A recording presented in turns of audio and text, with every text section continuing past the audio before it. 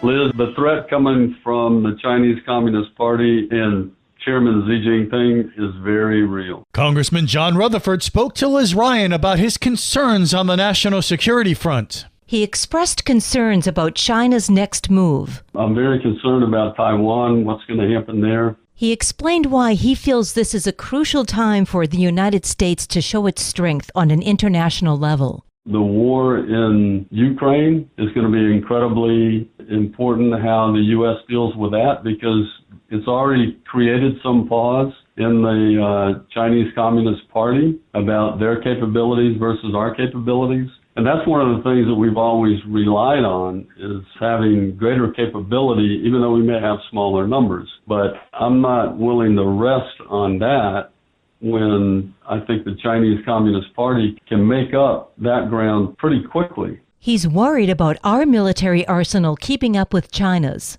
They're turning out, I think, 12 ships a year. We're turning out one. We can't catch up that way.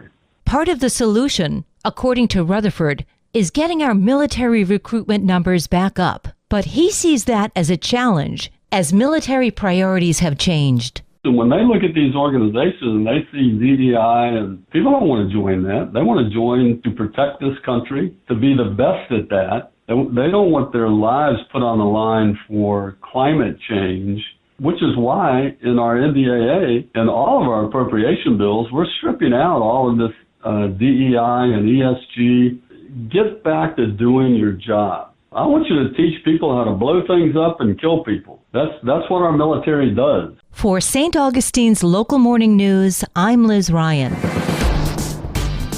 This local news is a service of your hometown Toyota dealer, Beaver Toyota, US 1 St. Augustine, here to wow you. You want to always make sure you have at least 3 to 5 days of food, pet food for your animal. As the peak of hurricane season approaches, St. Johns County Animal Control is urging residents to keep your pets in mind when making your hurricane preparations. Division Manager Paul Studevant says if you live in an evacuation zone, make sure your pet is ready to evacuate with you. Making sure it has a nice carrier or a safari cage that it can stand, turn, and lie down comfortably in.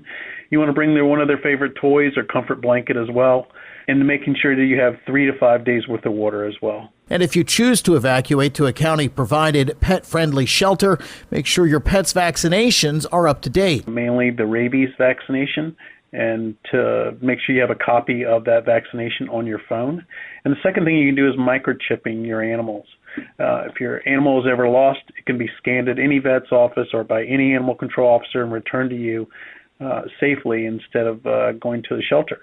And we can offer the microchipping at the St. Johns County Pet Center for $10. For more hurricane preparedness tips, visit floridadisaster.org/plan-prepare. For St. Augustine's Local Morning News, I'm Daryl Moody.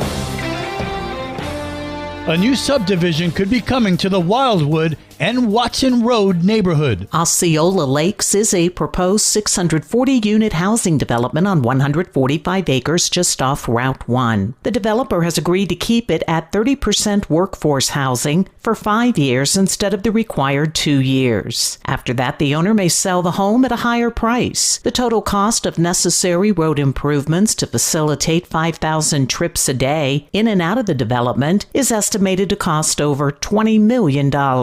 Jeffrey Young, the owner of the property, told Beach 105.5 News that the land has been in his family since the 1800s. But because his taxes and insurance have doubled, he can no longer afford it and is forced to sell it. The representative for the developer is Greg Matavina, who is a board member of the Planning and Zoning Agency. This goes in front of the PZA today at 1:30 in the County Auditorium on San Sebastian View and is open to the public. For St. Augustine's Local Morning News, I'm Karen Johnson. And now you're up to date with St. Augustine's Local Morning News. I'm Rich Carroll.